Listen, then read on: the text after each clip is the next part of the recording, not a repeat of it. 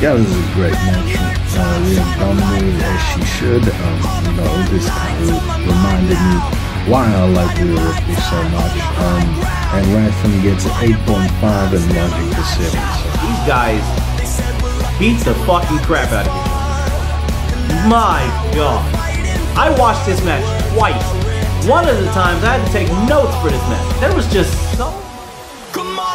Lost the North American Championship before challenging for the NXT Championship, because that's the way logic works. New Japan.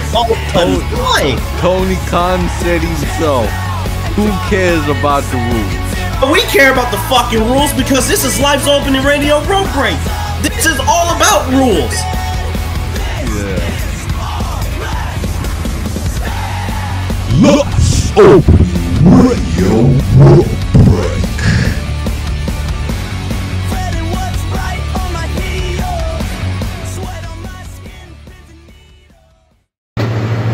Hey guys, Kgabo here, and today we're back with another episode of Life's Opening Radio Road Break. That life was a bit too loud, but yeah, whatever. Anyways, we're gonna review, I almost said New Japan, we're gonna review AEW Full Gear 2023 today. And yeah, we got a bit of stuff to talk about. Firstly, apparently Kota Ibushi is coming. It has been signed already to AEW, as well as Mariah May. That woman has also been signed. Apparently, she's been to Japan and on the Indies, and apparently she's pretty decent in the ring. So I guess I gotta look forward to seeing that. And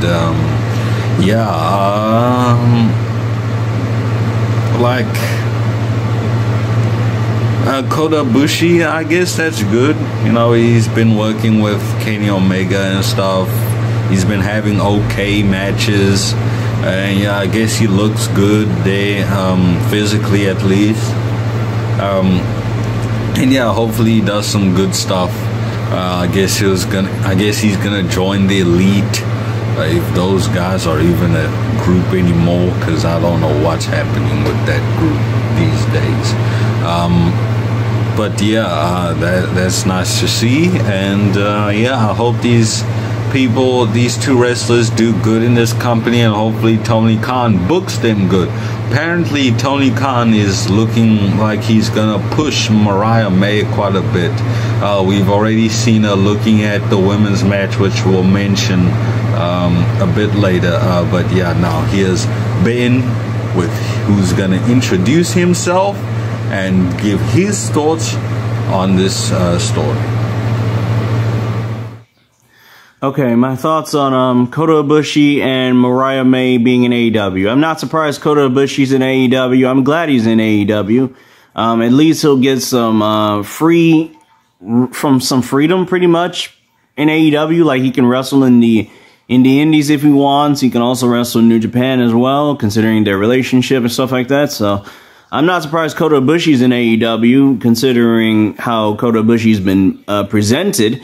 But I don't like the way Kota Ibushi has been booked as of late. You know, he won a couple of matches here and there, but like, Kota Ibushi is not like no goddamn draw in AEW.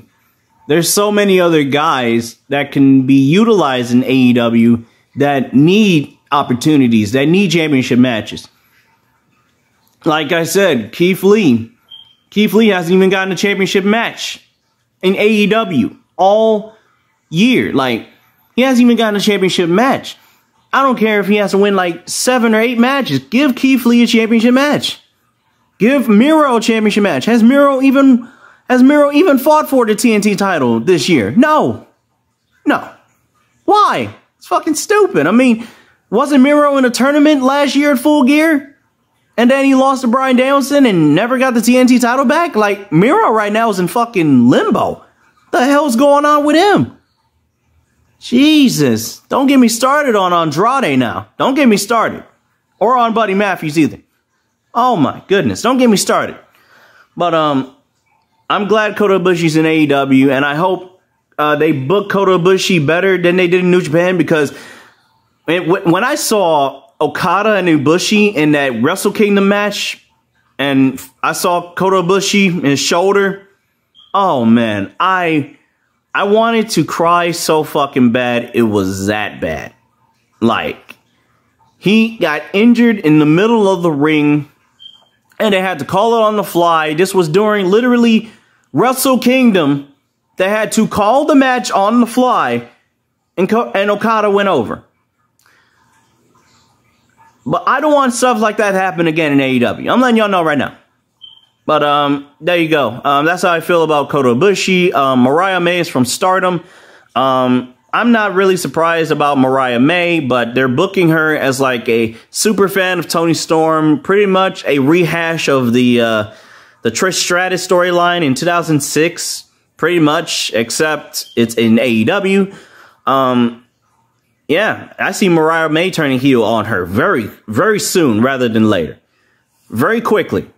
But I'm glad Mariah May's in AEW, but she needs to wrestle some goddamn matches. I'm getting tired of her with Toni Storm. She needs to wrestle matches. I don't care if she has to face Red Velvet every fucking week. Put her in matches. The fuck are we doing signing people we don't even fucking know and then not putting them in matches? Put them in matches. That's all I ask. It's not that hard. That's all I ask. I mean, Ethan Page is in fucking Ring of Honor, for fuck's sakes. Where the fuck is this guy? I love Ethan Page. His character, his mic skills, the way he wrestles, I like Ethan Page as a person. Where's Willow Nightingale? Has Willow Nightingale? When was the last time I saw her? What's this, November? We're in November now. We're about to be in December. I haven't seen her in fucking a month. What is going on? Jeez Louise. And now, this is quite a big thing. WWE Backlash is gonna happen in France. It's gonna happen in Lyon, France, at the LFI something arena. I forgot what it was called. Yeah, it's gonna take place on the 4th of May. May the 4th be with you, or whatever the sign is. Sorry, Star Wars fan, if I butchered that. So that's great to see. And yeah, that Backlash is gonna be in France. So we've had UK pay-per-views, we've had Saudi pay-per-views, we've had trying to get away from, I don't want people to see stuff this way.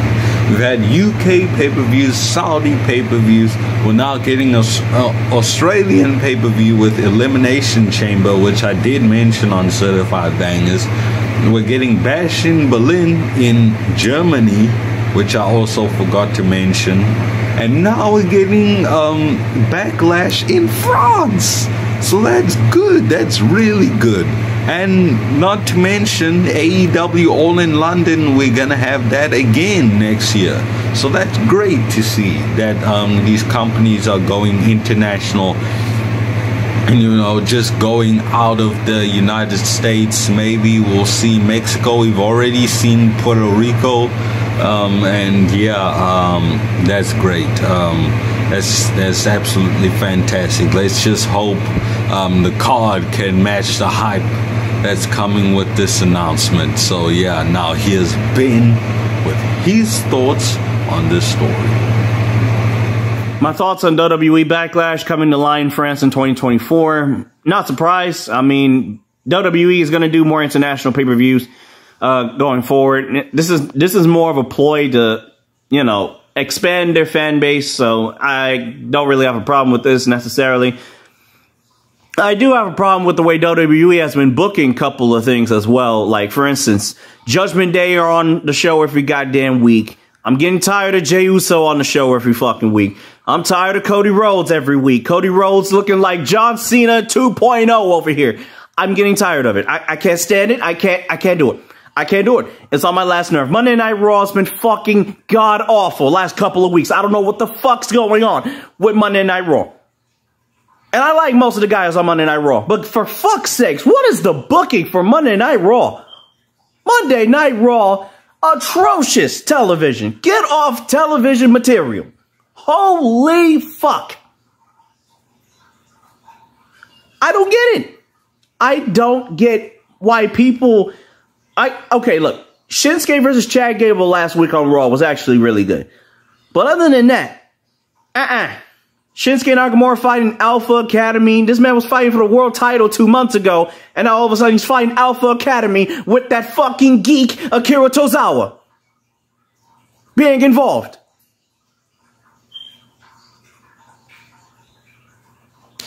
I want to get the address of every single WWE writer backstage. I cannot stand y'all when y'all write Monday Night Raw. I need to know the addresses of every WWE writer backstage because y'all gotta be gone. Y'all need to be suspended and fined. Get the fuck out of this company. Holy crap, Monday Night Raw is awful. Last couple of weeks, horrendous television. But I'm excited for Backlash. But Backlash... It's more of a C-level pay-per-view in my honest opinion. Not that it's trash or anything, but I feel like Backlash could be a little bit more emphasized.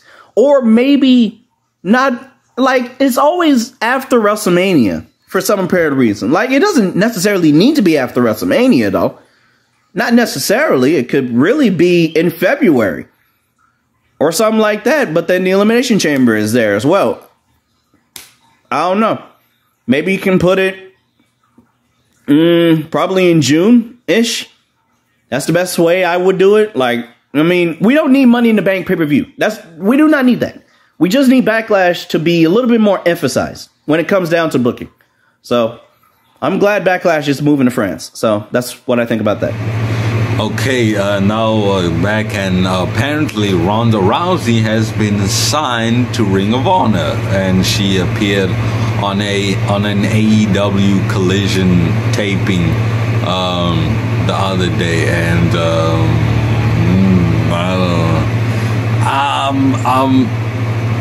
I don't know. I don't know what to think about that, really.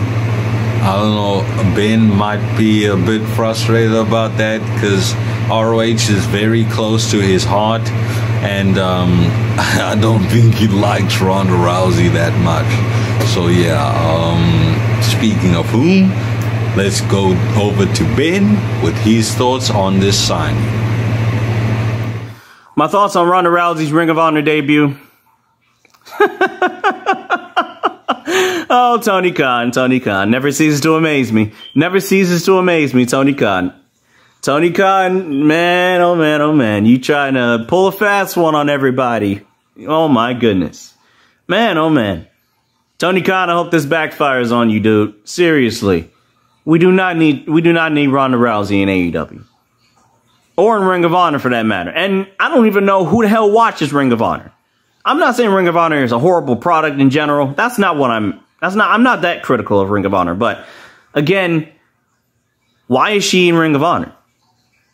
And also, she does not need to wrestle. Last time I checked, I believe Ronda Rousey is a millionaire. Last time I checked, right?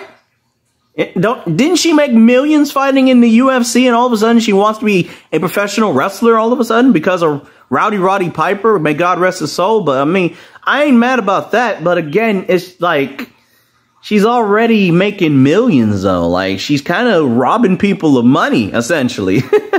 Like seriously, she taking other dudes' money, bro. Like she's stealing at this rate. Like there's no way.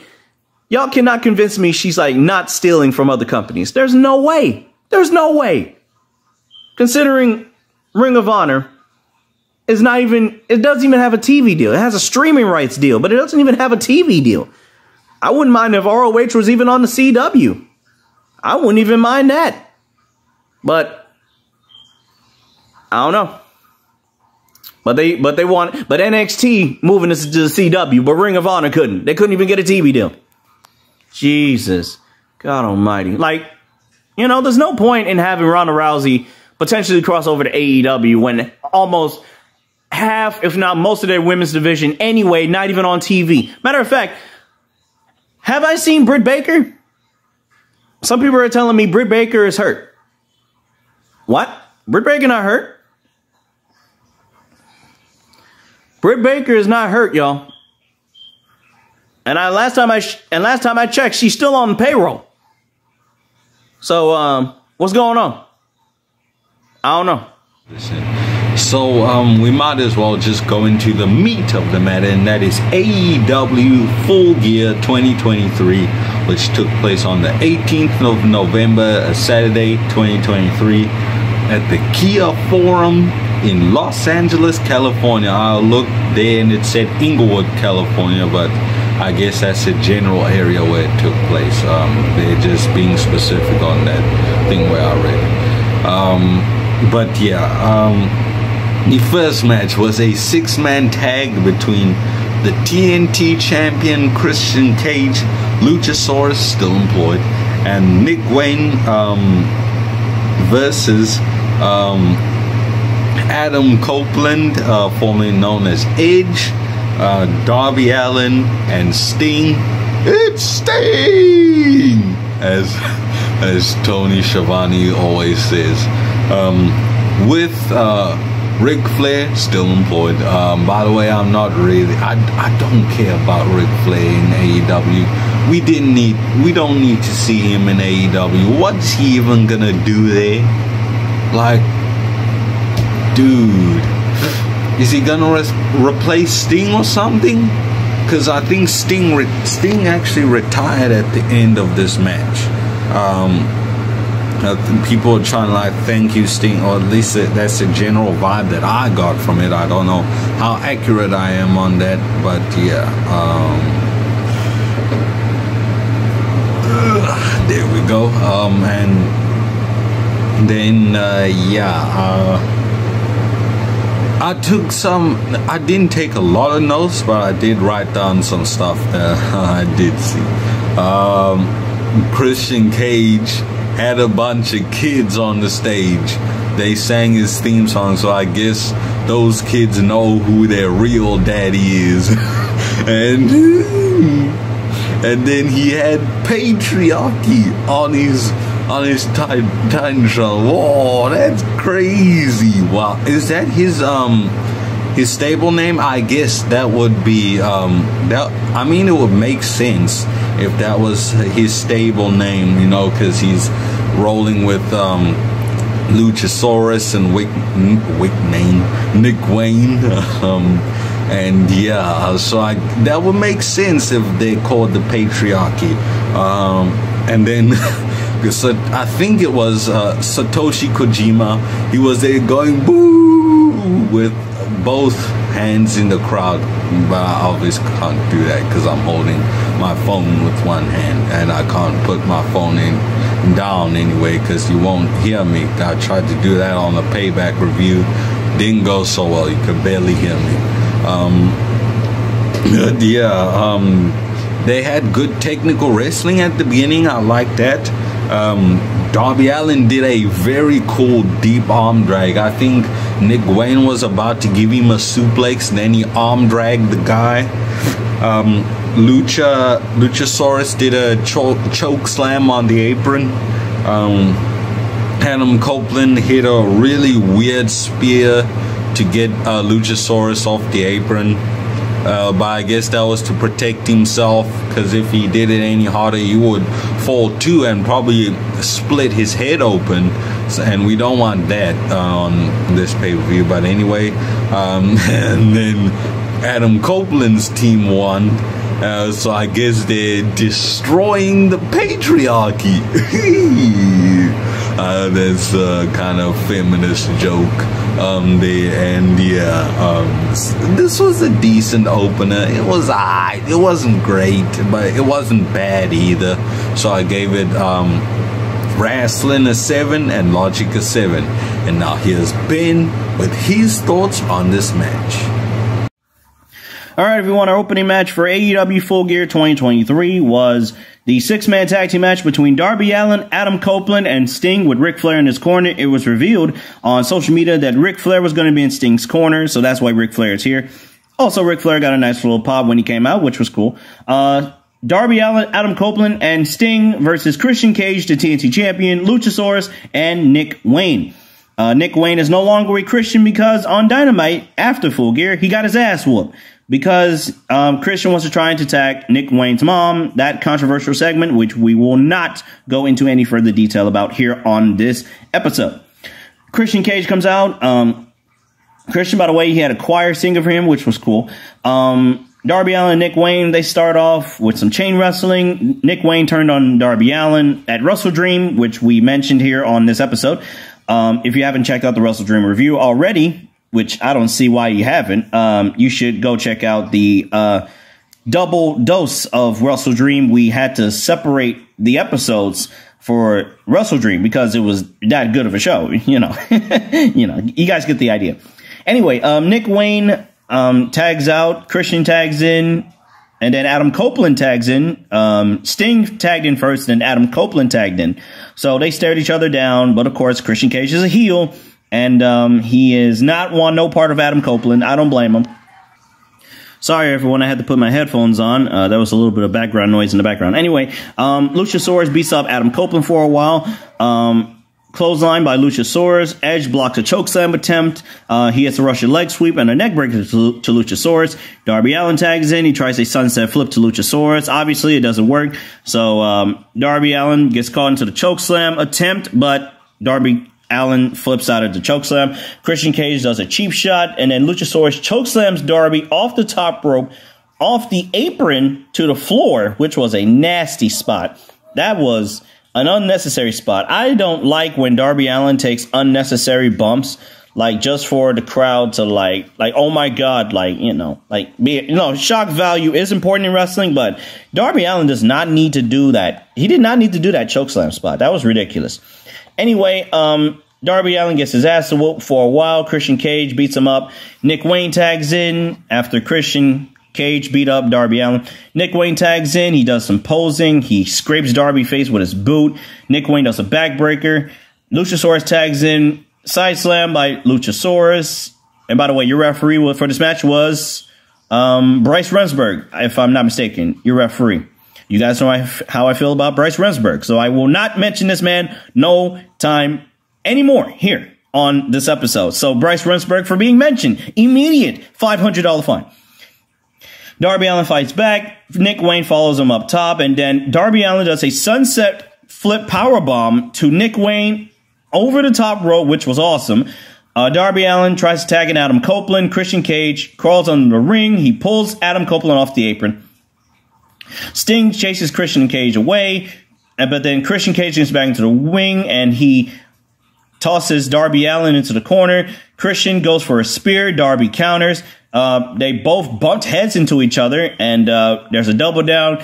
Adam Copeland gets the hot tag, and Adam Copeland hits a impaler DDT on Luchasaurus, and then he hits a shoulder block off the apron to the floor to Luchasaurus. Nick Wayne gets... Hold on, let me see. What else happened? Did Nick Wayne get gorilla pressed into the...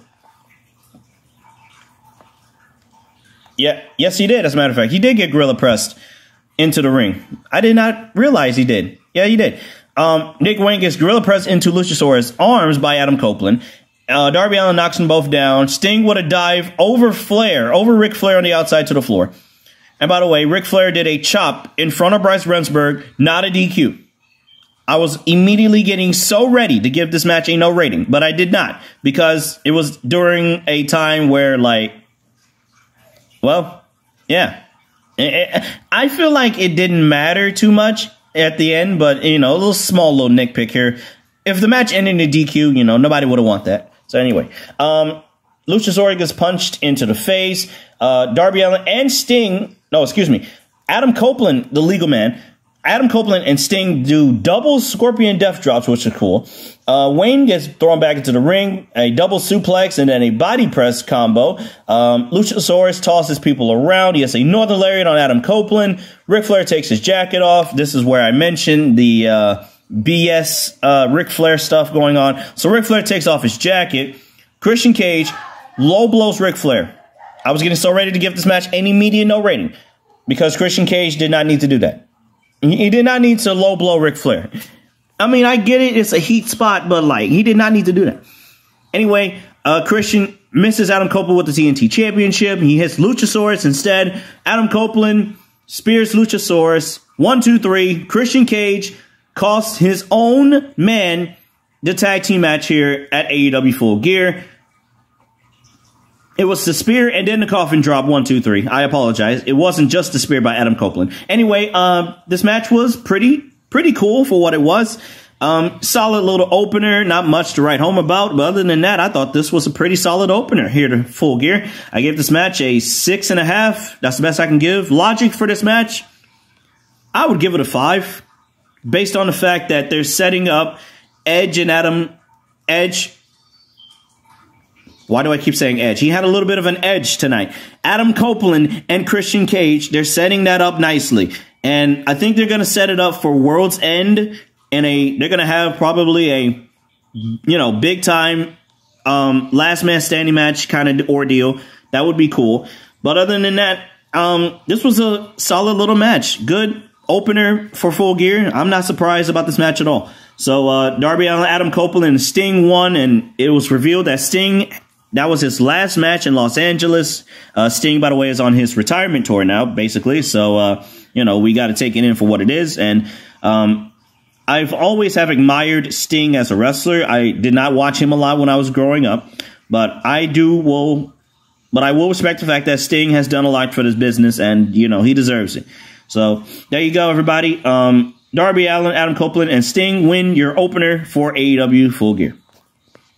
I almost forgot to record this, but Toni Schiavone was on the ramp. You'll see in the next match review where I forgot it. So this is kind of a retroactive clip that we're playing here. Toni Schiavone was on the stage with Bryce Ramsberg, one of Ben's favorite referees. Oh man. And then Jay White came out, and he had who actually stole the AEW title, and he had an announcement, and he was quite giddy about. MJF was injured and he could not wrestle. Adam Cole came out and offered to replace him, and oh man, I know Josh would absolutely hate this if he saw this. Oh, he would punch a wall and then some. His hand he probably wouldn't have a left hand anymore, considering how much. Well, actually, kind of a right hand. I don't know. The kind of mirror is kind of flipped. The image is flipped when I look at the Discord, but he won't have whatever hand he uses to punch the wall if he saw that. Good thing Josh doesn't watch AEW. He would rage so hard at that. Probably even Ben too, because he told me last night that he saw the main event and he was pissed about it. Oh man. For the AEW International Championship, the second bout between Orange Cassidy, the champion, still employed, versus Jon Moxley, I should say. They started the match. Orange Cassidy did a forearm. Moxley did a forearm, and he knocked Orange Cassidy down. He beat the crap out of Orange Cassidy. They fought at ringside. Got back in the ring. Moxley hit an X-Plex, which was nice. Threw some chops in the corner and taunted. He absorbed Orange Cassidy's strikes. He did some kicks and he stood on his neck. Threw a punch. He tried to charge at Orange Cassidy. Orange Cassidy kept kicking him away. Moxley caught a move with a boss man slam, and I actually didn't know what that move was until Excalibur mentioned it. So thanks, Excalibur, for that. They replayed that spot. Moxley did a Texas Cloverleaf, did a stomp. He chopped him in the corner. He raked the back, and that actually looked nasty when he did that. He bit him, and then Orange Cassidy raked the back also, and he also bit Moxley. Moxley headbutted him and he fell to the apron. They had a struggle at the turnbuckle. Orange Cassidy hit a superplex. Moxley got busted open. He was actually busted open for a while, I think. But that's when we started to see he was profusely bleeding. Orange Cassidy did a top rope DDT, did a tornado DDT for 1 count. He did some kicks. He flipped off Moxley. Moxley charged at him and threw him over the and he got thrown over the top rope, did Moxley. Orange Cassidy did 2 dives. He did a nasty punch. Oh my gosh, that was crazy. He did another dive and they replayed that spot. I think they get too overzealous with the replays in this company, just like WWE. After every single big move, they'll do a replay and it's just so annoying. I'm sick of it by now. They got back in the ring. Moxley caught a top rope move. Orange Cassidy blocked the Death Rider.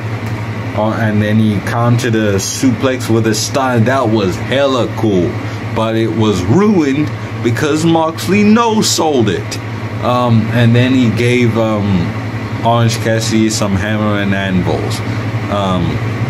He mauled Orange Cassidy like a dog, put in the bulldog choke. Orange Cassidy blocked the pile driver. Moxley escaped the beach break. Orange Cassidy did a PK, and then Moxley no-sold it again. Orange Cassidy put in the Red Room. It's another name for a rear naked choke. It must be someone else's finish or something. Moxley got a rope break. Bryce Remsburg, the ref. Oh damn! I forgot about. I'll rectify that. Ben's favorite referee, one of Ben's favorite referees, he pulled Orange Cassidy away, and then Moxley ripped off the turnbuckle pad. Moxley countered an orange punch with a cut in that looked cool. And then he hit a gotch pile driver for a near fall. And the people chanted alternating, "Let's go Moxley, freshly squeeze." And yeah, Moxley was mocking Orange Cassidy's fake kicks, you know, that he likes to do. And then he slapped him. Orange Cassidy put his hands in his pockets. Moxley charged at him. He missed and he hit the exposed turnbuckle. Orange Cassidy drop kicked Moxley again into the exposed turnbuckle. He hit 3 orange punches and Moxley no-sold all of them. Well, at least he no-sold the last one. Then Orange Cassidy did a roll-up for a near fall, and then Orange Cassidy hit 2 more orange punches. And he took off the elbow pad, and then he hit a 6th one. And then he hit the beach break for the win. This was a decent match, but there was no logic in this. Moxley kept no-selling. He's trying to make himself look like the indestructible, I don't know, the Thing or something. Like he's no-selling moves. Like, dude, you're not freaking Superman. This is a human being. So, this is so dumb. But yeah, and it shouldn't take 6 orange punches and 2 beach breaks to beat Jon Moxley. Not even the fact that he retained. But whatever, man. This is getting wrestling a 7 and logic a 0. Because there was no logic in this match. And now here's Ben with his thoughts on this match. Our next match for the AEW International Championship was Orange Cassidy versus Jon Moxley. I'm going to make this very short and very sweet. No rating. Right away off the bat, I'm not even going to review this match. I'm not even going to talk about this match. Immediate no rating. I don't give a fuck if this match was the best thing on the entire show. This shit sucked. Expeditiously. Jon Moxley took 6 orange punches, 1 beach break, 7 finishers. Let me repeat that again. 7. 1, 2, 3, 4, 5, 6, 7. 7 finishers. 7. That's enough. It does not take no goddamn 7 finishers to put away another grown man named Jon Moxley. That's ridiculous. How can people sleep at night knowing that Orange Cassidy just beat another man and it took 7 finishers? 7. Not 6, not 8, not 10, not 9, not 11, not 12. 7. You don't need to take all that. No rating for this fucking match. I hate this match. Worst thing on the whole show. Get this shit off TV. Orange Cassidy does not need to be champion. Jon Moxley should have won the belt right back because Orange Cassidy does not need the title. Orange Cassidy does not need the international belt. If he did need the international belt, then everything would have made sense. Jon Moxley did not need to lose this match. It took 7 finishes to pin another grown man down for a 3 count. This is not WWE. If this was WWE, I wouldn't even give that a no. I would give that a no rating too. The fuck was this match? No rating for this shit. Hell no. And by the way, your referee for this match, who was the referee for this match? Was it Paul Turner? Yeah, Paul Turner. Goon! Go away. No rating. Thank you, Ben, for your thoughts on that match and on the segment. I didn't mention because, I recorded that segment clip, the Jay White segment, retroactively after I recorded the Orange Cassidy and Moxley match. But yeah, anyways, the next match, which I also did take notes for, this was for the AEW Women's World Championship, which was defended by Hikaru Shida, the champion, versus Timeless Toni Storm with Lutha, I think with an A. I think that's how they spell it now. And he is her butler. And apparently she's supposed to be this 1950s movie star, kind of Marilyn Monroe type of character. And it's actually kind of getting over. And yeah, that's good to see. But anyways, which is gonna explain what's happening in just a second. Toni Storm, as the match started, she tore up the script that she came to the ring with. They had a 1-2 exchange. Hikaru Shida roughed up Toni Storm. They did some chops on the apron. She did more chops on the other apron. Toni Storm did some chops. She did a bulldog. She wound up, and then she gave Shida an elbow strike, which was nasty, but that only got a 1 count. That's kind of no selling, but at least there weren't as many incidents of that as in the last match. But yeah, I'm still gonna. Matter of fact, I think actually I almost forgot. Jon Moxley is getting a $750 fine for all the no-selling that he did. I should give him way higher, but I'm not gonna do that. And here Hikaru Shida is gonna get a $200 fine for no-selling that elbow strike. And yeah,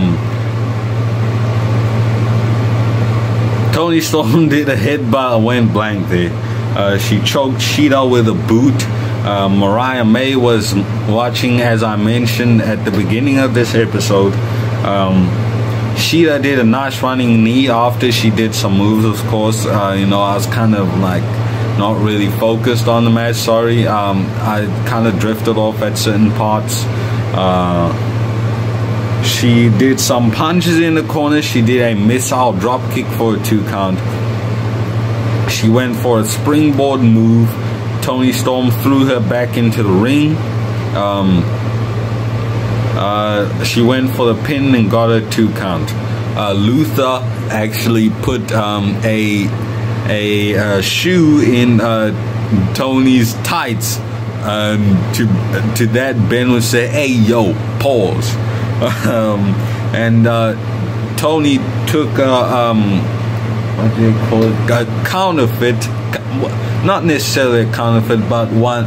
She intended to get that one confiscated because she knew Aubrey would see. That was smart from Toni Storm.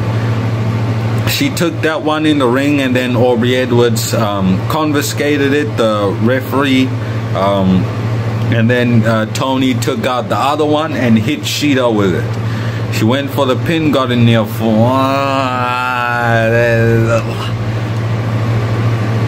considering how the match went, I'll give them a pass on that one.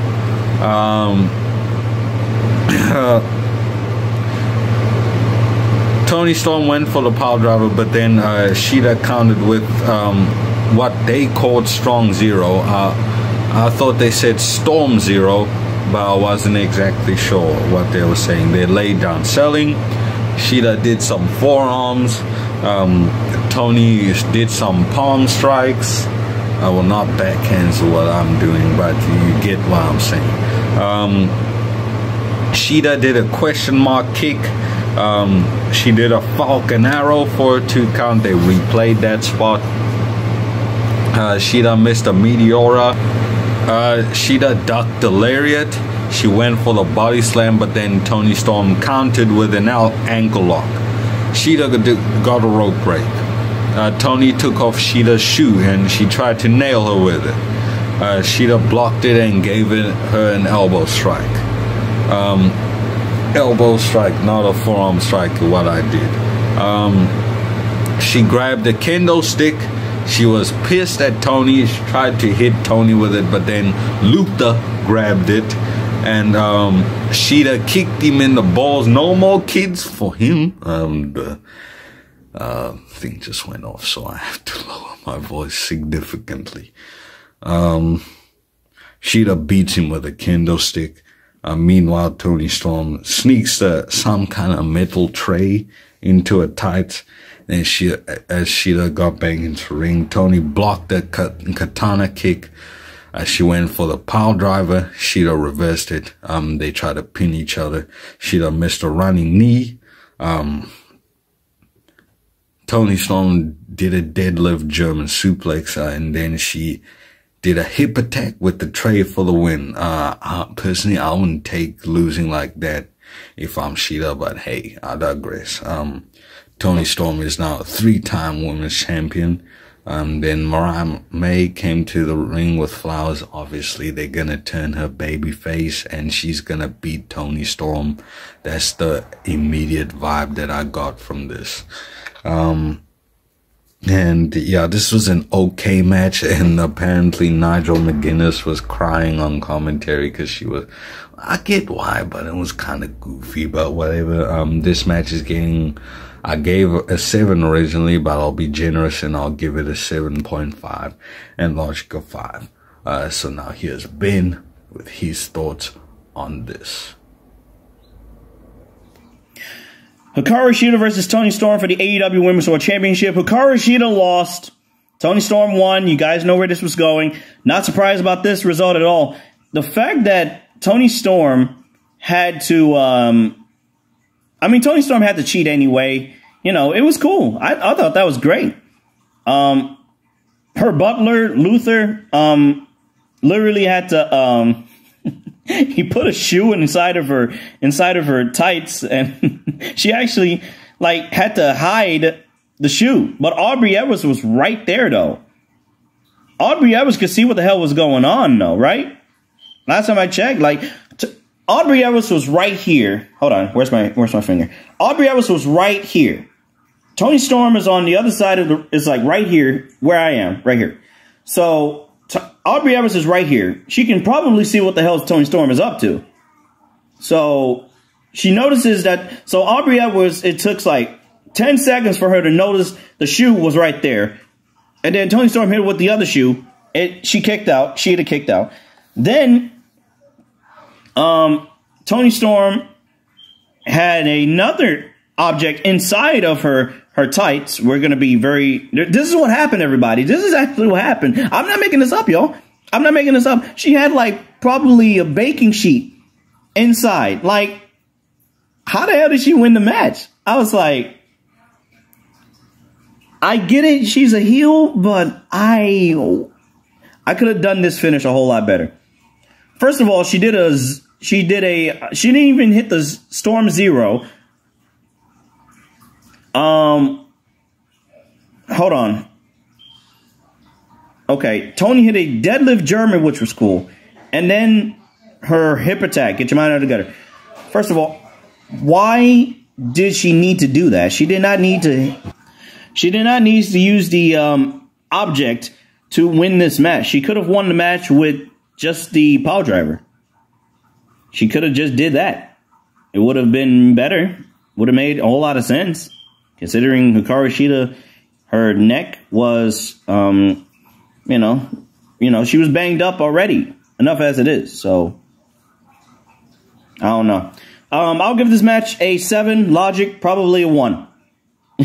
I'll give it a 1. Number 1, Hikaru Shida should have not lost the AEW Women's Championship so early. This was the right result, but the booking wise, this was like, nah, just, not my cup of tea at all. Not my cup of tea at all. I'll give this match a 7, logical 1. That's the best I can give for this match. Toni Storm won the Women's Championship. Great. I am a fan of Toni Storm. You guys know how I feel about Toni Storm. So, there you go. But other than that, good match. But, man, this could have been a whole lot better. I ain't gonna lie. Like, logistically, this could have been a whole lot better. So, there you go. Thank you, Ben, for your thoughts on that match. And now we have Renee Paquette interviewing Ring of Honor World and New Japan Strong Openweight Champion Eddie Kingston. And he says he's willing to put both titles on the line in every match he participates in this Continental Classic that they're pushing out. And apparently they're making another title when this company already has 1 million titles. Like, these championships are almost worthless because there are so many others. Like, not everybody needs to be a champion in this company. Like, oh man, that's dumb.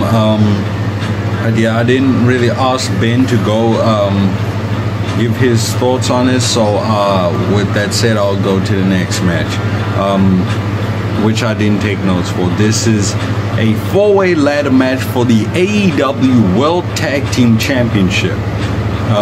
This is between FTR, consisting of Dax Harwood and Cash Wheeler, versus Kings of the Black Throne, consisting of Malakai Black and Brody King, versus La Facción Ingobernable, consisting of Rouge and Dralistico. I think I got that wrong last week. I said Mystico was Sin Cara. I think this guy was actually Sin Cara. I'm not sure, but I'll probably have to look that up or something. And they also face off against the champions Ricky Starks and Big Bill. I didn't really care about this match. I did watch it though, and there wasn't anything noteworthy that I took there. This is kind of a skippable match. I gave Wrestling a 6 and Logic a 5. And here's Ben with his thoughts on this match. Oh, and by the way, I forgot to mention that Mariah May gave Toni Storm flowers after the match. Kgabo probably mentioned it already, so if he hasn't already, thank you, Kgabo, for mentioning that. For our next match, for the AEW World Tag Team Championships, Ricky Starks and Big Bill Big Bill, I'm getting tired of you and your colored Timberlands. You've been coming out for the last couple of weeks with blue Timberlands, purple Timberlands, green Timberlands, goddamn red Timberlands. Bro, cut it out with the colored Timberlands, bro. I'm not even from New York, but my goodness, that's mad disrespectful to New Yorkers. If you live in New York and you see a dude with blue Timberlands on, no. Y'all not letting that slide. Y'all ain't letting that slide. I know y'all. Trust me. Ricky Starks and Big Bill, still employed. Versus Roosh and Dralistico with Jose the assistant, still employed. Preston Vance, who was still employed. FTR, Dax Harwood, and Cash Wheeler also was in this match. And also the last team in this match was Kings of the Black Throne, who have been feuding with FTR and Ricky Starks and Big Bill and LFI. So, yeah, there you go. Anyway, Ricky Starks' entrance was great. I enjoyed all of the guys' entrance. They all come out. So we begin with a big brawl. Big Bill and Brody King fought, which was cool. Everyone else broke it up, obviously, because, you know, they don't want that to happen yet. Dax Harwood knocks down Malakai Black with a right hand. They fight with Ricky Starks over a ladder. Roosh and Cash Wheeler climb up a ladder, and then they climb back down to fight each other. Roosh misses a drop kick, and he ends up on the apron. Cash Wheeler evades Dralistico, and he spears Roosh onto the floor. He speared him into the crowd, which was awesome. Dralistico was trying to climb up the ladder, but he instead dives onto everyone there, which was cool. Ricky Starks goes up top. Black breaks it up. Black moonsaults onto the pile. That was the best spot on this whole entire match. This was great. That was great. Dax meets Ricky Starks on the turnbuckle. He suplexes him into the pile of people outside. Man, this match was so good. Second best match on this entire show. Holy crap, this was great. Hold on, what happened after this? Big Bill and Brody King both go for choke slams, but Dax Harwood and Roosh break it up with ladders. Dax Harwood, he pays tribute to Terry Funk. He spins around with the ladder until Dralistico drop kicks him. Dralistico tries to climb up the ladder, but Cash breaks it up. Roosh goes after Cash. He takes him out with a drop kick and hits the Tranquilo pose, which was cool. Cash Wheeler fights back. He takes Roosh down with a power slam. Cash Wheeler comes back with a ladder. Hold on, what else the hell happened? There was a lot of good stuff happening in this match. Cash Wheeler climbs up the ladder. Malakai Black stops him. Dax Harwood gets knocked off the apron. Cash Wheeler and Malakai Black keep fighting. Cash Wheeler hits a low blow on Malakai Black. And then Cash Wheeler power drives Malakai Black onto the ladder, which, by the way, man, there was a lot of that. There was a lot of ladder collisions on this show. Oh, man, just in this match alone. He didn't have to power drive Malakai Black on the ladder. That was unnecessary. Brody King tries to dive on the Big Bill on the outside, but Bill blocks him with a ladder. Ricky Starks, he spears people like crazy. He goes crazy, hits a DDT. Ricky Starks walks the top rope. He takes out both FTR members. Brody King has bleeding, by the way. Ricky Starks overhead suplexes Malakai Black onto the ladder. Brody King takes Ricky Starks out. He backdrops Dax Harwood onto the ladder, which, by the way, was nasty looking. Cannonball onto Dax Harwood on the ladder, which was cool. Brody King climbs up, but Big Bill lifts the ladder up, and Brody falls onto the other ladder, which did not look good. Dralistico with some kicks to Big Bill, and then Dralistico with a springboard into a lung blower, which was great. Dralistico dives, Big Bill catches him, chokeslam. Roosh sandwiches Big Bill with a ladder, and then he hits the signature high-impact drop kick that he does, Roosh to Big Bill. Roosh sets up a ladder. Ricky Starks joins him. Dax Harwood gets a taller ladder, and now we have 3 ladders in the ring. You guys know where this is going.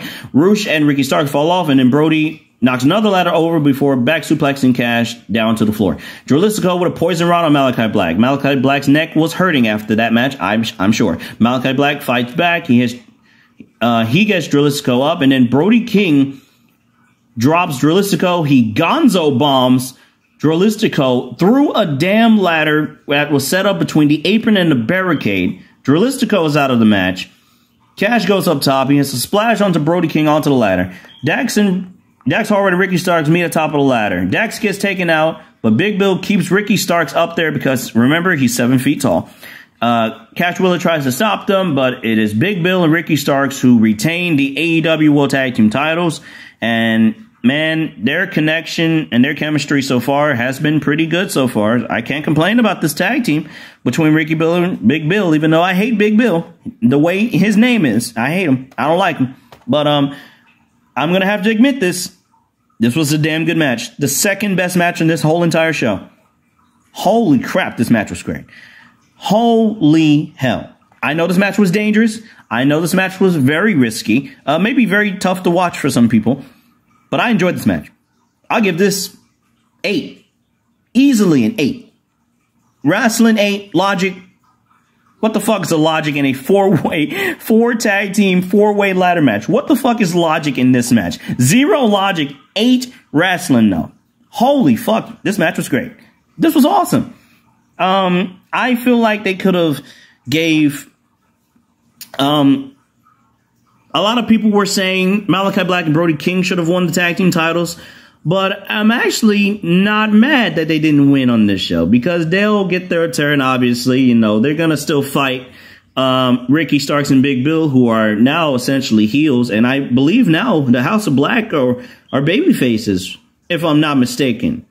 Because I don't remember them becoming, like, I don't remember them how they turned babyface, but with the way the crowd reacts to them, they're super baby faces, like, right now. I mean, they were fighting with FTR. A couple, you know, they were teasing a match with FTR and they had that match and stuff like that. But other than that, I think they're going to be great. So, yeah, Ricky Starks and Big Bill versus the House of Black. Take my money. I got no problem with this match. So, as I said, wrestling 8, logic 0, because this is a 4-way tag team match. There's no logic in this match at all. So, there you go, everybody. Great match. And more matches like these, please. Maybe not all the time, but when you really have to. When 4 teams all want the same belt.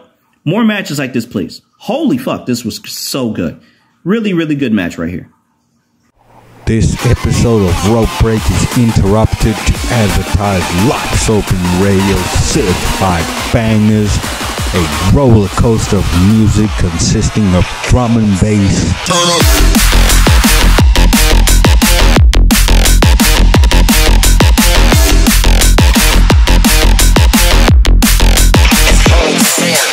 Indie pop,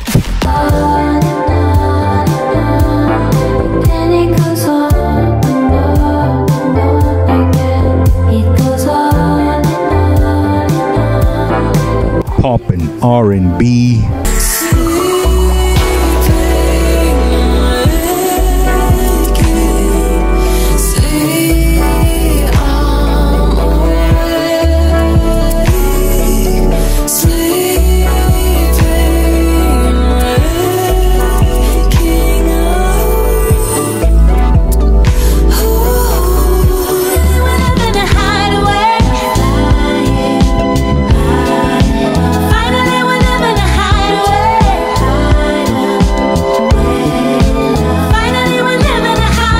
soundtracks,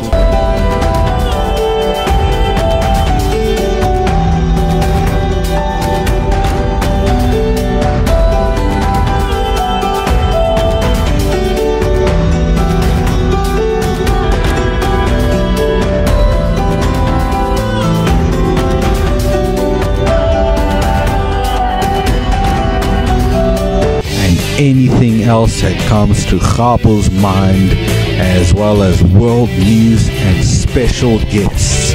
You can listen to Life's Opening Radio certified bangers every Sunday afternoon on Spotify. Back to your regular scheduled programming.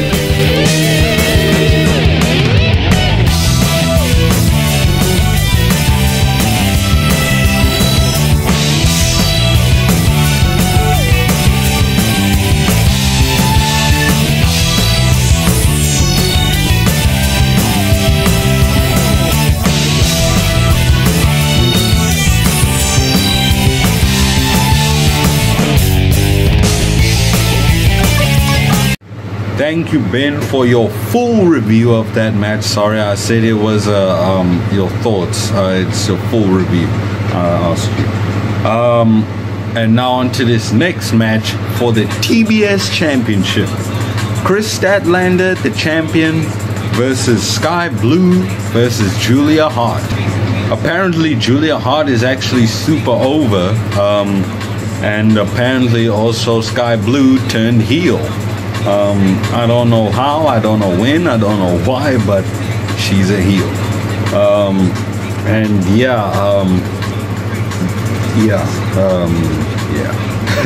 the match started. They stayed down. Kris Statlander did a shoulder tackle on Skye Blue. She hip tossed Julia Hart. She body slammed both Skye and Julia. She ducked a dual lariat from both women. She did a double lariat on Skye Blue and Julia Hart. She tried to pin them. She mounted Julia on the top turnbuckle. Skye rolled up Kris.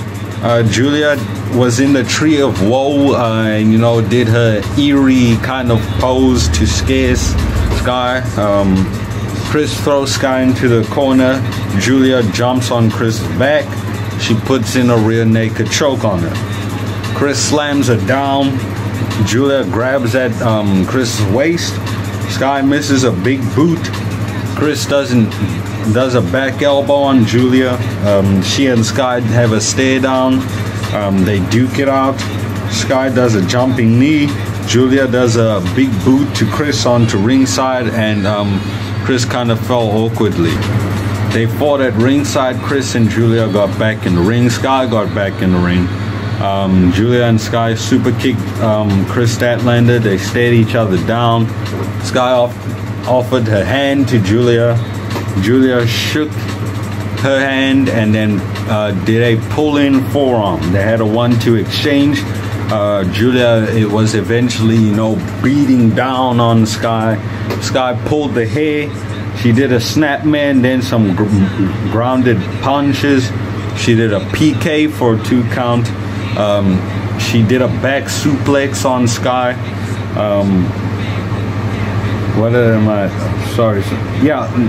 So before that, Kris Statlander got back in the mix. She back suplexed Skye. She put both women in the corner. She gave Julia an uppercut in the corner, and she just missed Skye. Kris did a running knee on Skye in the other corner, which was nice. She did what looked like a Samoan drop, but not exactly. She just had her in the fireman's carry and dropped her down on her back. She pinned Skye, but then Julia broke it up with a senton. Julia choked Skye. Skye gave a roll up for a 2 count. She blocked the lariat and pushed Julia into Kris Statlander, who gave Julia a roundhouse kick. She charged at Skye, but then Skye hit a swinging neck breaker. Julia did a running back elbow on Skye. They laid down selling. Julia tried to throw Skye into the corner. Skye reversed and threw Julia into the corner. She charged at Julia, and Julia kicked her away. Julia did a lariat on Kris Statlander. She and Skye squabbled at the turnbuckle, and Skye did that kind of osprey kick where he puts your head against the top turnbuckle and kicks you in the head. That's what she did there. And then Skye went for the sunset bomb, but then Julia escaped. Skye ducked Julia's clothesline. Kris Statlander clothesline Skye Blue. She did a Falcon Arrow on Julia Hart for a near fall. Skye Blue got on top turnbuckle. Kris Statlander counted Skye's Hurricane Runner with an electric chair slam, which was nasty. She climbed the turnbuckle, but then Julia shoved her off onto ringside. Julia did a top rope moonsault. She went for the pin, but then Kris Statlander pulled her out the ring. Kris Statlander power slammed Julia at ringside. Kris Statlander tried to get back in the ring, but then Skye Blue gave her a big boot off the apron. She did a roll up, and then Kris Statlander immediately kicked out. Kris Statlander almost called her Christy, I don't know why. She blocked a thrust kick from Skye Blue. Skye Blue did a roundhouse kick. Kris Statlander blocked the crossbody. She went for Saturday Night Fever, which is kind of like a, I don't know if it's a tombstone or a inverted, I don't know. It's some, she drops it on her head. Skye did a victory roll for a 2 count. They did ducking and dodging. Skye hit code blue for a near fall, which is a code red, but just changed to code blue because of her neck. And that got a near fall, if I didn't mention already. They replayed that spot, and that was nice, by the way. Julia stopped the second code blue with a thrust kick. She did a sliding lariat on Kris Statlander from behind. She put in the Heartless Lock on Skye. Kris Statlander broke it with a deadlift German. She deadlift both women, deadlift German both women, and then she did a German on Skye. She roundhouse kicked Julia. Skye reversed a roundhouse kick with a pin and got a 2 count. Kris got hit a Saturday Night Fever on Skye. She went for the pin. Julia broke it up. And then Julia pinned Skye for the win. And I was like, damn. Wrestling got I gave it a 7.5, but I think I'll give it a 7.75 now. And Logic is 7. Kris Statlander, they kind of booked her, you know, super babyface booking, which I don't really like. But yeah, whatever. I'm happy that Julia's a TBS champion, and yeah, I hope she has a long reign, and I hope she gets good opponents. And yeah, here's Ben with his thoughts on this match. Kris Statlander versus Julia Hart versus Skye Blue. Another good match right here. This was a very good match, and Julia Hart won. Right result. I did say a couple of months ago that Julia Hart was like kind of, you know, I did say she was improving and that she was getting over. I did predict that she was going to get popular, and she is over. She's like over as fuck right now. I am glad that Julia Hart won here. Skye Blue has gotten way too many championship matches for my liking. How many championship matches has she gotten this year? Oh, I don't know. 1, 2, 3, 4, 5, 6, 7, 8, 9, 10, 11, 12. 12 championship matches this year alone. 12. That's ridiculous. Too much. If Skye Blue was not going to win a championship, don't book her in the match. I would have been fine if this was Kris Statlander versus Julia Hart. I would have actually been fine with that just on that alone. I would have been fine with that because they had a good match at Wrestle Dream. So I would have been fine with that here at Full Gear. Julia Hart won. This was the right result. I am glad that Julia Hart is finally getting the praise that she absolutely deserves. She's getting better in the ring. She's improving every fucking week. I am glad that she's winning, and I am really happy that Julia Hart is finally coming into her own as a person. I am a little bit upset that Kris Statlander's run did not last until Revolution. A little bit upset. I'm not super upset, but you know, Julia Hart is right now one of the better things in the women's division for AEW in general, just by her presentation, by the way she looks, by the way she carries herself, and by the way she presents herself on television. So, if anything, I would have gave her the belt too here on this show. I'm glad she won the belt here on this show. Right result, right call. Little bit of a nitpick here though. I feel like Skye Blue is getting way too many championship matches, and I like Skye Blue as a person and as a wrestler. I do. I like Skye Blue. I think Kgabo likes Skye Blue as well. But again, she's been getting way too many championship matches, dude. Like, I don't know what's going on.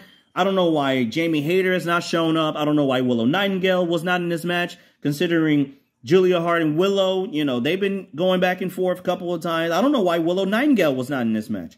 I mean, some people are going to tell me, oh, Willow Nightingale was hurt. How is Willow Nightingale hurt? No, she ain't hurt. No, she was just fine. She was moving fine a couple weeks ago on Dynamite. Nobody talked about that, though.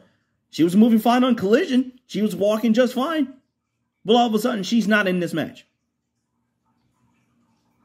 She should have been in this match, in my honest opinion. She should. That would have made more sense if she was in this match. But, again, you know, just a small little nitpick here and there. But other than that, I thought this was a good match. Wrestling for this show, for this match, for the TBS Championship, I'll give this a 7. Logic, probably, I'd give it a 4.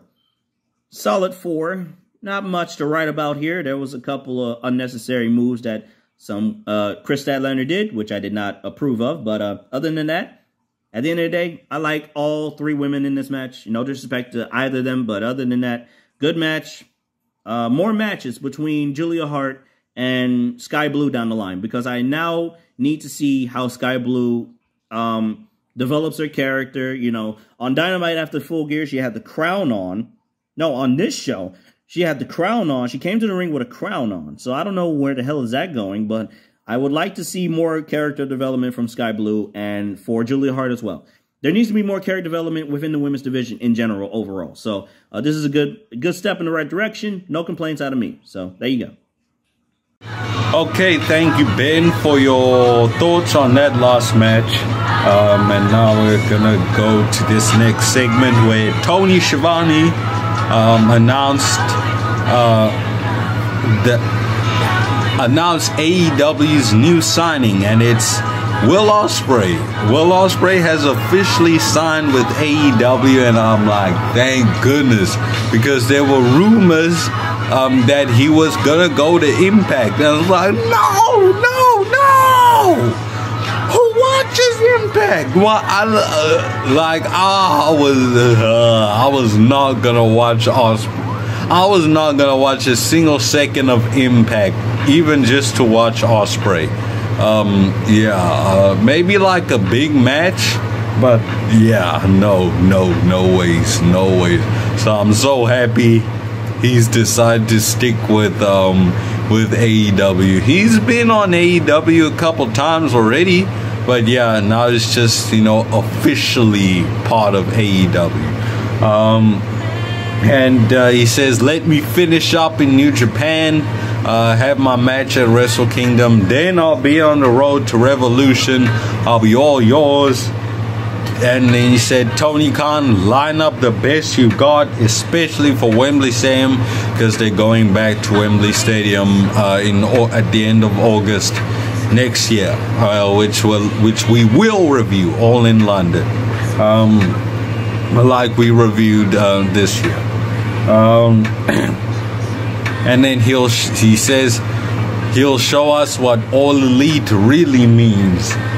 He says bruv way too much, for my liking at least, but I digress. This is a fantastic move by Tony Khan.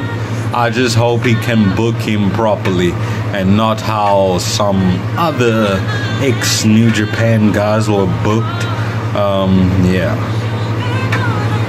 Here's Ben with his thoughts on this signing. Oh, wait. I actually didn't ask him to.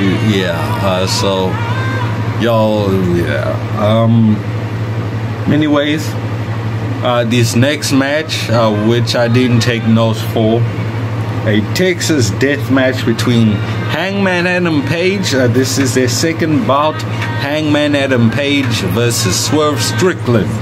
And oh my gosh, some of the stuff they did in this match was insane. They were stapling each other, drinking each other's blood, slamming each other on cinder blocks. It was crazy. But yeah, it kind of went a little too long.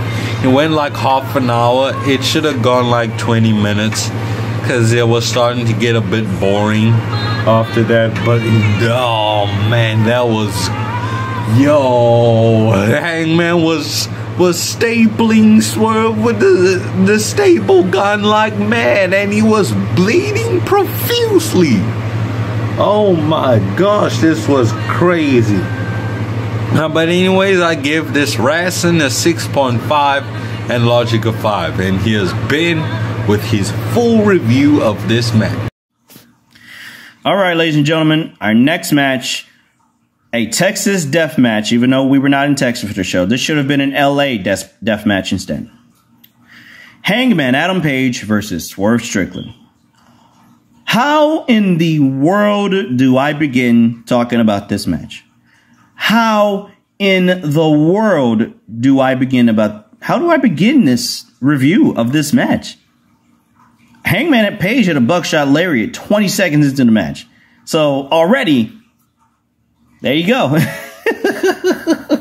a good night, everybody. No, I'm just kidding. Just kidding. That's not how the match ended.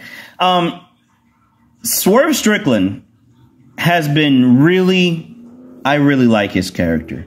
I love his character. He reminds me of a little bit of myself when I was in high school. Hold on. Demeanor-wise, character-wise, he reminds me of myself. He reminds me of myself. You know, rough past. You know, he's very reflective, but he's all serious, man. Swerve Strickland has been the best thing in AEW for the last couple of weeks now, man. I cannot give Swerve Strickland any more praise than I am giving this man right now. This man was so good in this match. Holy crap. Anyway, knockout and submission was the only way to win the Texas Death Match for this match.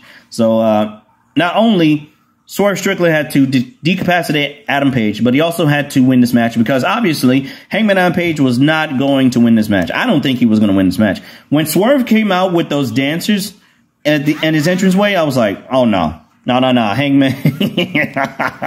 Nah, wrap it up. I was like, it's over. Wrap it up. Put this in a box, return the sender, and send it away. Oh my goodness. I thought it was over right there. When Swerve came out, nah, I was like, Hangman not winning this match. No way. Anyway, Page finds some duct tape. He hits Swerve with a chair. He has a staple gun. Adam Page took this staple gun. He stapled Swerve Strickland's pec right here, and then he did it again. Then he gets stapled around ringside, and then Page drives a chair into Swerve's head. Referee starts counting. Swerve gets busted open. Page staples a finger painting to Swerve Strickland's head. So right here. So he staples it to his head.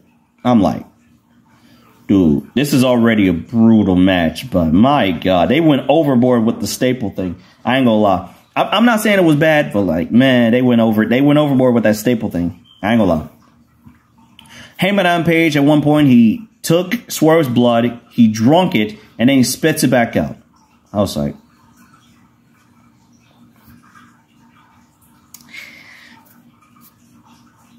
yeah. I was like, I don't know anymore. Page has a barbed wire steel chair. Swerve managed to kick Page between the legs, almost like a low blow. Prince Nana finally gets the tape off of Swerve, so Swerve makes his comeback, but Adam Page staples the man again. And now, is Adam Page getting stapled between the eyes? Swerve then staples himself at one point, which was awesome. Swerve Strickland is just, he's a menace. He was a menace in this match. Oh my goodness. How? Me reviewing this match is not doing this match any kind of justice whatsoever. But I'm trying, okay? I'm sincerely trying.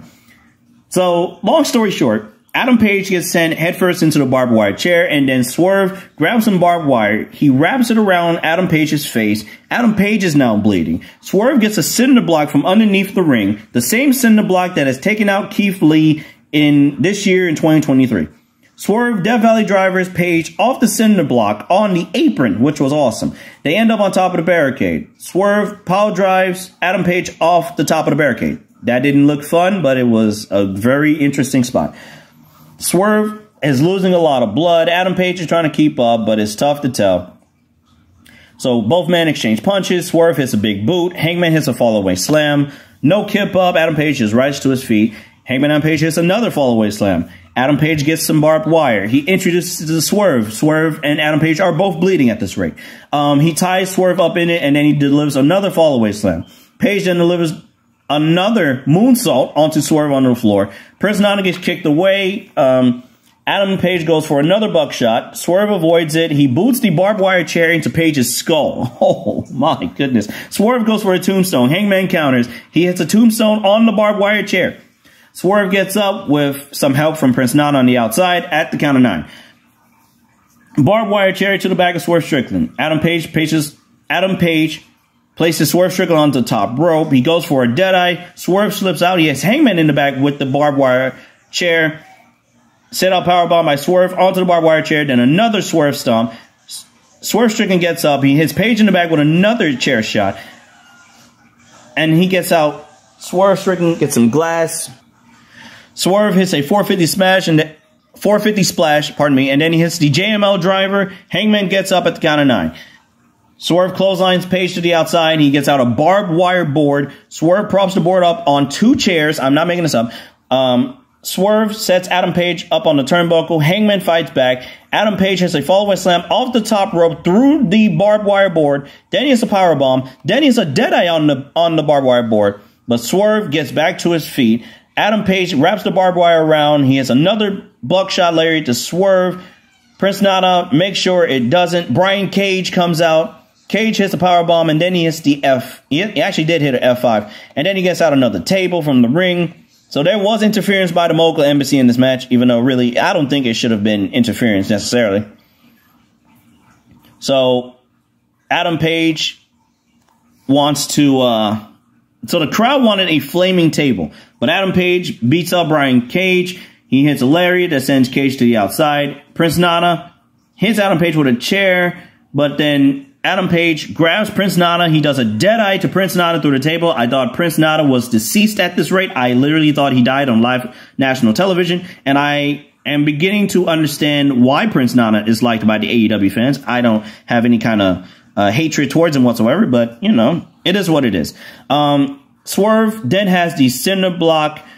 And after Hangman and Page hits a deadeye, Swerve Strickland hits Adam Page from behind with the cinder block, and then Swerve has the chain. He wraps it around Adam Page's neck. He chokes out Adam Page like Moxley did earlier this year in 2023. Swerve Strickland wins the Texas Death Match. Best match on this whole entire show. Rating for this match, 9. Logic, what the fuck is logic in a death match? 0. What the fuck is that? What is that in this match? This was so... As I was saying before something else happened in the background, wrestling 9, logic 0. What is logic in these kind of matches? They just beat the crap out of each other. There's no logic for this shit. Best match in this entire show. I loved it, this match. Really good match.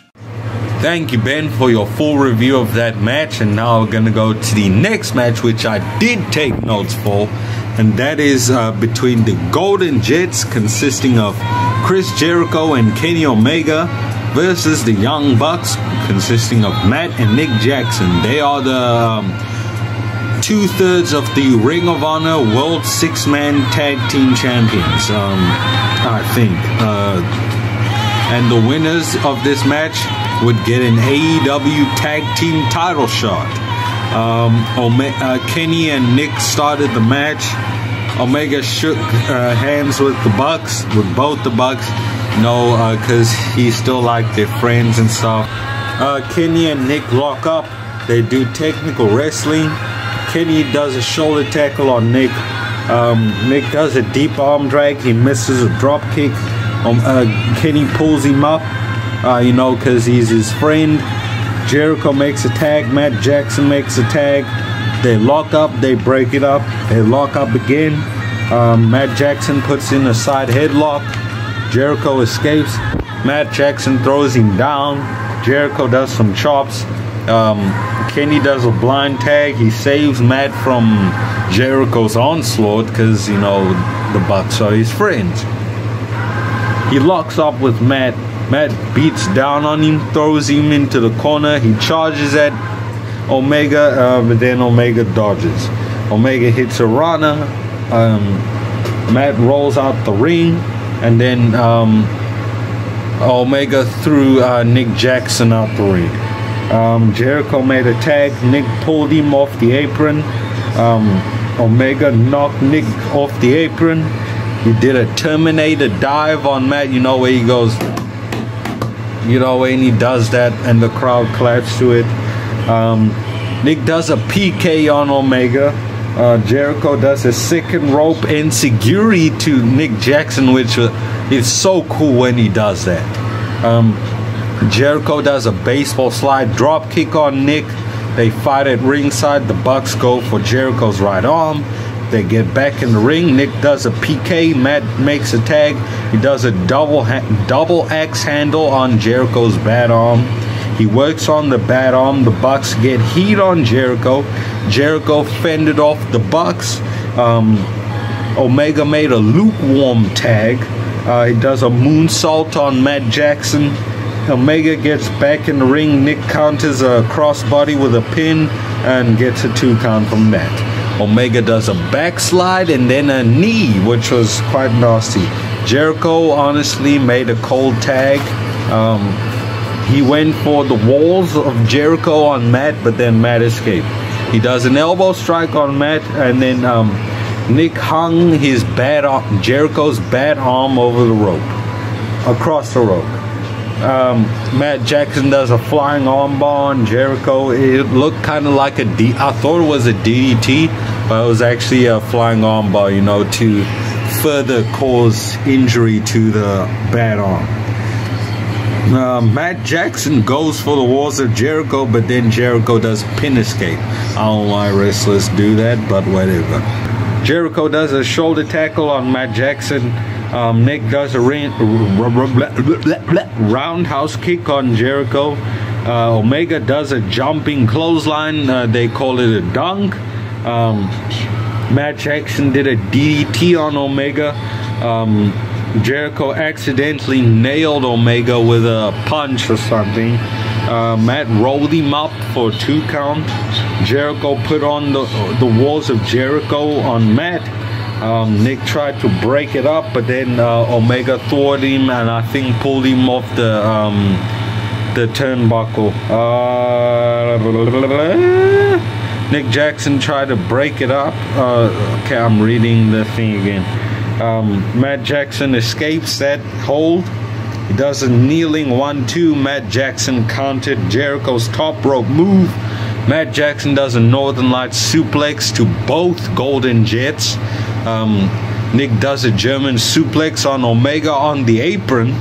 Matt charges at Jericho, but he misses. Jericho does a bulldog on Matt Jackson. Nick Jackson caught a code breaker, and then Jericho got hung on the middle rope, and then Nick hit a Senton Atomico on Jericho. He went for the pin. Omega broke it up. Matt climbed the turnbuckle, and Jericho stopped him in his track. He punched him on the top turnbuckle. He did an avalanche hurricane runner. Nick did a low blow. He tried to low blow Omega. Omega's like, what the fuck, man? Why are you doing that? Why are you trying to low blow me? I'm your best friend, dude. And then Matt Jackson low blows Kenny Omega. Nick Jackson makes a tag. He does a Judas effect on Jericho. Does his own finish. He goes for the pin. Omega breaks it up. Nick throws Omega out the ring. He does a springboard swanton. The Bucks BT triggered Jericho for a near fall. The Bucks are in disbelief because Jericho kicked out after he got the crap kicked out of him. And then they go for the Meltzer driver, but then Omega pulled Nick off the apron. Jericho did a pin escape to escape from the tombstone. That is part of their Meltzer driver. He fends off the Bucks. Nick kicks the bad arm. He pushed Aubrey out the way. That gets a $200 fine from me. That should have been a DQ because he put his hands on a ref, let alone a female ref. Just pushed her out the way like she was nothing. Jericho does a low blow. Omega makes a tag. He points at Jericho to do the V-trigger, and for a second, is he turning heel? And then he V-triggers Nick. He snapdragons both Bucks. He goes for the one-winged angel on Nick Jackson. Nick Jackson does a poison runner, or reverse runner as Excalibur called it. Matt does a one-winged angel. Nick goes for the pin, gets in there 4. They replay that spot. Matt Jackson made a tag. And people chant, "This is awesome." The Bucks go for double team, but then Jericho did a code breaker on Nick Jackson in midair. Matt Jackson tried to escape a one-winged angel.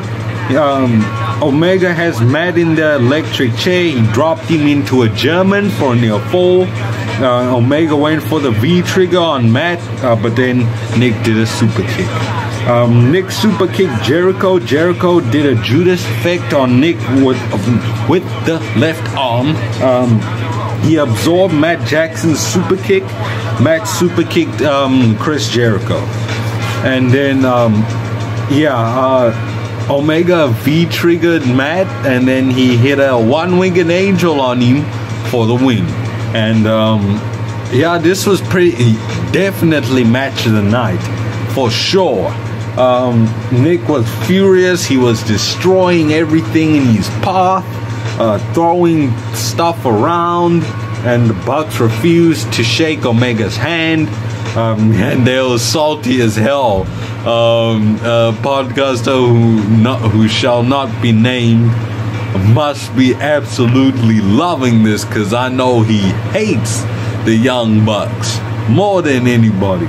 And the Bucks were acting like children, and they were just proving Omega's point in the promo, because in his promo in the history package, Omega called them a bunch of little children, and so they were proving his point.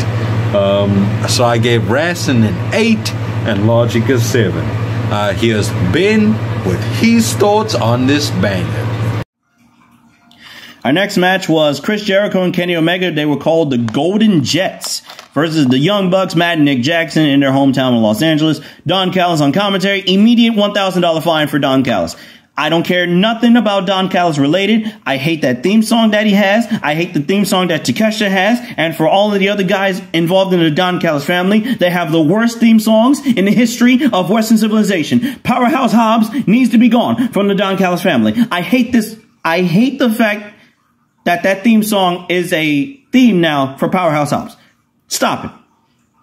That theme song is the worst theme song in all of AEW right now. Right now. And there's nobody else that can convince me otherwise. The worst theme in AEW is Don Callis' theme song. Worst theme ever. Of all time. Right now. There was a stipulation where if Chris Jericho and Kenny Omega won, they get the Bucks' title shot for the Ring of Honor World Tag Team titles. And if they lose, they can never team again. So they, a very respectful, tag team match between the two teams. Chris Jericho and Kenny Omega, they did their thing. Young Bucks did their thing as well. This was a pretty solid match. I didn't really care about this match all too much, but, the most important thing was Chris Jericho and Kenny Omega are going to fight for the Ring of Honor World Tag Team Championships, which is held by MJF and technically Adam Cole. People are saying, oh, Ben, is Samoa Joe. No, it's Adam Cole. It's Adam Cole. Chris Jericho and Kenny Omega won the match. I gave this match a 6.5. Logic, probably a 5, maybe a 4. If I give it a 5, I'm being generous. I'm going to give this a 5. Logic, 5. Wrestling, 6.5. I didn't care about this match, but the Young Bucks do not have the Ring of Honor World Tag Team Championship title shot anymore. So what was the point of them winning that goddamn that ladder match that they had? Where was this ladder match? No, excuse me. No, sorry. They won a match on... Oh, no, wait, excuse me. They won a match on Dynamite against the Blackpool Combat Club, if I'm not mistaken. Okay, let me look this. Hold on, let me look this up. Let me look this up, guys. Hold on a second.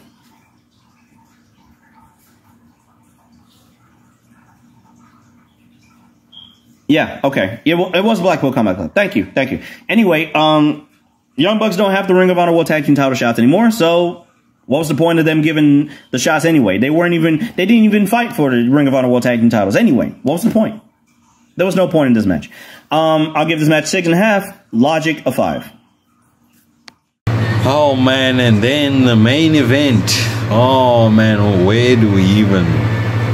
do we even go about this? I'm sorry, but I didn't like this one bit. The main event for the AEW World Championship. One half of the Ring of Honor World Tag Team Champions, Adam Cole, who was staying in for MJF, who's the AEW champion, or so we thought, versus Jay White, with Austin Gunn still employed and Colton Gunn still employed. An ambulance comes to the arena, and wow, it's MJF. He's gonna defend his title. And the staff was trying to stop him. He and Jay White start out the match. Jay White was getting heat on MJF. He did a snap suplex into the corner for a 2 count. He threw MJF out the ring. Bullet Club Gold beat him up at ringside. Jay White went for the pin, only got a 1 count. MJF fought off Bullet Club Gold at ringside, got back in the ring. Jay White went for the pin, got a 2 count. Bryce caught Bullet Club Gold trying to beat up MJF, tried to beat him up with a chair too. He kicked them out from ringside, and then Jay White beat up MJF some more, and at this point I stopped taking notes. And I was like, how much longer is this match gonna go? I'm sorry, I skipped forward to the finish. And one thing I did like, Jay White did a Uranagi, which was cool. He did 2 of them. Yeah, they were pretty nice moves that he did do. And yeah, MJF won with the Dynamite Diamond Ring. I see what they were trying to do, but it really didn't work. It's super babyface booking, which is ridiculous. I hate when they do this. The match was mid. And yeah, I guess it's Samoa Joe next. Where that happens, I think it should happen probably at Revolution, but I don't know. It might happen at World's End, the New Year's pay-per-view, or whatever. I gave this Ryson a 5 and Logic a 4. Honestly, I didn't care about this match. You know, from the moment that they announced that MJF couldn't defend. And yeah, anyway, here's Ben with his thoughts on this match, and here's his rant. Ladies and gentlemen, it is now time for your main event of the evening. My thoughts on MJF versus Jay White for the AEW World Championship. And oh my goodness, where the flying fuck do I begin with this match? Number 1. 3 strikes for the following circumstances that I'm about to explain to all of you here. Number 1, Adam Cole was not cleared for this main event at all. But wait, hold on. Let me rephrase that. Adam Cole was going to be cleared for the main event, but he was not cleared for the Ring of Honor World Tag Team Championship match on the pre-show here at Full Gear. That's strike number 1. Strike number 2, MJF came out in a goddamn ambulance on 1 leg. This man drove an ambulance on 1 leg. Apparently MJF stole an ambulance, drove back to the Kia Forum, knew where it was, and most importantly, he hobbled to the ring on 1 leg. That's strike number 2. And strike number 3, Adam Cole came down to the ring with crutches. Jay White was actually going to lay down for him. So that's strike number 3 right there. If Adam Cole was 100% and if he saw Jay White laying down for him, that made Jay White look like the biggest geek in the history of civilization. What in the flying motherfuck was this? What the hell was that? And I mean this in the most respectful way possible. Jay White got booked like a dumbass in this match. He got booked like a nobody. A nobody. This is Jay White we're talking here. Switchblade Jay White.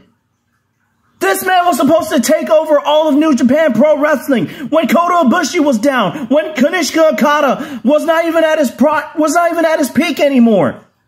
When Okada was out. When Kenny Omega wasn't even there. He was supposed to take over Bullet Club and make Bullet Club better. And then all of a sudden, he's being subjected to this nonsense?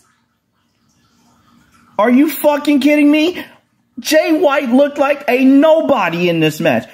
The fact of the matter is this. Jay White couldn't even beat another grown man on one leg. MJF couldn't even move. Couldn't even do spots. Couldn't even wrestle. He barely wrestled halfway. MJF did everything. And then all of a sudden the Guns came out. The Guns are getting immediately fined. $800 fine here on Rope Break. Holy fuck, the Guns need to get off my TV. Get off my television. I'm saying this for the last time. The Guns are the worst tag team in all of AEW right now. Right now. And I mean this in the most serious way possible. I don't know why anybody in the world can stand these two. I hate these men. Get these men the hell out of here. I want an immediate exile of the Guns after this show. How can people sleep at night knowing the Guns are the worst tag team in the world? And they're still employed. And then they got involved. And then they got ejected by Bryce Remsburg, which was actually the best thing he's ever done in this entire match alone. Jay White couldn't even beat a man on one leg. And then they didn't even focus on the arm. MJF went for the kangaroo kick. And then MJF then fights back with a mule kick to with the good leg, the left leg apparently. So then all of a sudden, and then MJF hit a goddamn cutter from the apron to the floor. MJF did a cutter. He did not need to do a cutter. He's on one leg. How did he do the cutter anyway? He was running almost at half speed. What the hell was this match? What was this? And then MJF, you know, he's still bothered with the knee. The doctor checks on MJF. Cole has his Ring of Honor World Tag Team title in his hand. He looks at Jay White, but Jay White takes it. He hits MJF with it. So there you go. Cole produces the Dynamite Diamond Ring. Jay White gets to it first. The Guns run down again. This was overbooked. This was overbooked. MJF hits Jay White with the Dynamite Diamond Ring. And MJF hits Jay White with a low blow. So MJF had to cheat to beat Jay White. What the hell was this? What the flying blue fuck was this match? This shit was unnecessary. Overbooked, overdone, ridiculous, and unnecessary. That's the best way I can put this match. And I like MJF as a wrestler and as a person. I'm sure he'll probably see this one day, but at the end of the day, this match sucked, in my honest opinion. In my opinion, this match was unnecessary. Overbooked, overdone, unnecessary, ridiculous. The Guns had 3 interference spots in this fucking match, and then all of a sudden, nothing was done about it. The Guns couldn't be suspended. They couldn't be ejected or banned from ringside or anything like that. They had to interfere 3 times in this match, and it didn't even matter. Who the fuck produces this kind of fucking garbage? Get the Guns off my television. No rating for this match. I hate this match. I don't even like this main event. Overbooked. Too much happened. Adam Cole got involved. The Guns got involved. MJF just coming out with one leg on a damn ambulance alone. Immediate no rating. This did not need to happen.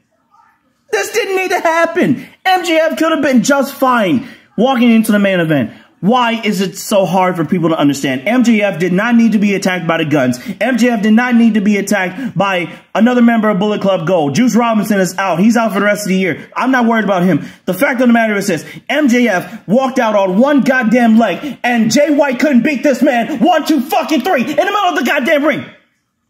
That's my problem with this match. No rating.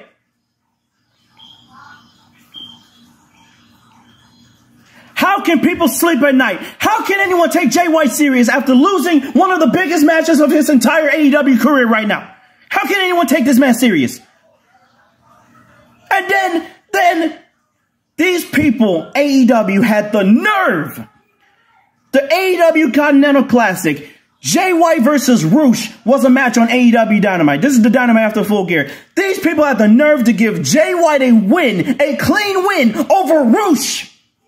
Roosh. How can people sleep at night knowing this is the right idea? Roosh did not need to lose that match. Jay White got booked like a buffoon in this match. And then all of a sudden, they gave Jay White a clean win over Roosh in this Continental Classic. Unnecessary.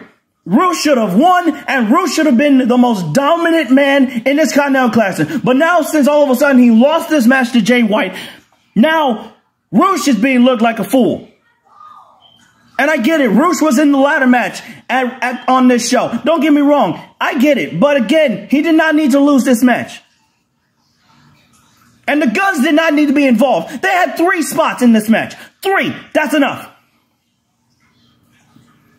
Matter of fact, you know what? Since I'm so fucking pissed off, I already gave this an O rating. Jay White, $500 fine. The Guns, $2,000 fine for both men. Each.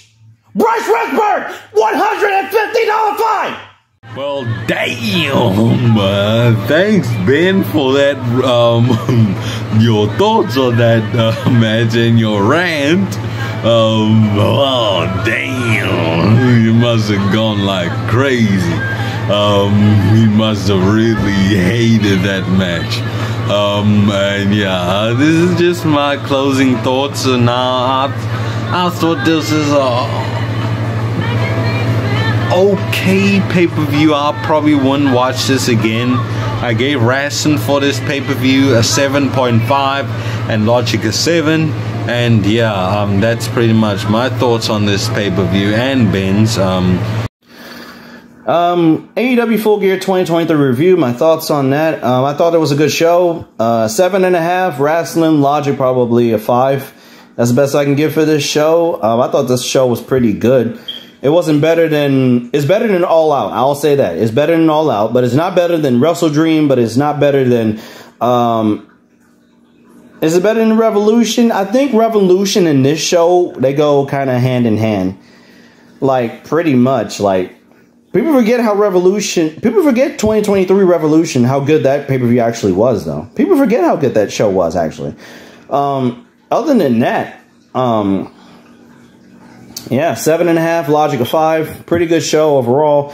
I didn't really have a problem with this show, really, except the main event and the booking of the main event, which was unnecessary and uncalled for, which obviously I probably have already explained to all of you why and how I feel about that main event. Other than that, I would rewatch this show again. The undercard for this show was pretty good. I would rewatch this show again. Especially Swerve and Hangman, I would rewatch it again. All the other matches on this show, I will rewatch this show again. But just a little word of advice. Watch the pre-show a little bit and then watch the main event. And you'll see why I'm upset. But other than that, good show. I really like this show. I would rewatch this show again except the main event. And there you go, everybody. That was AEW Full Gear 2023. I'll hand it back to Kgabo to finish off with the rest of the show. Thank you guys so much for listening to our review. So yeah, thank you guys for watching this episode or listening to this episode, however you consumed this episode. Thank you for that. And yeah, we will be back next week or whenever for Survivor Series with Josh. He has confirmed that he will be joining. How much he will contribute, I don't know, because he's not really gonna do too much ranting or complaining. But yeah, hopefully that pay-per-view is good. Hopefully we see some, good people there. And yeah, on behalf of the main host of The Mysteries of Life, a recurring guest host on Life's Open Radio Rope Break, the main host of the Musical Circle podcast, and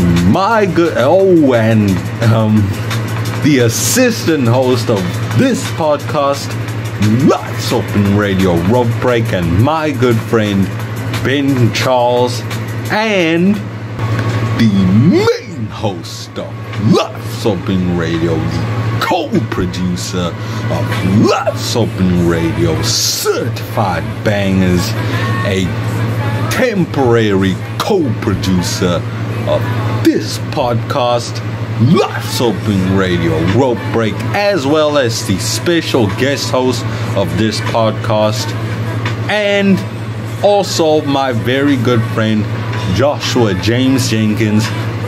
This is Kgabo. Before we close out this episode of Rope Break, I just want to ask Ben Charles this one question. Who was taking the longest time ever to take a piss? All I could hear was somebody taking the world's longest piss in your background. Like, what was going on? Who was taking the world's longest piss? Congratulations. Put them in the Guinness Book of World Records. Anyway,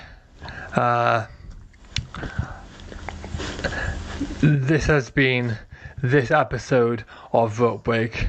I'm now going to go to sleep because I am absolutely about to collapse of exhaustion. So it's been one heck of a busy day, all things considered.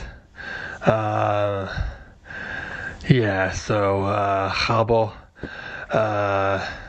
you can sign out now in the way you do with the salute and everything. So, yeah.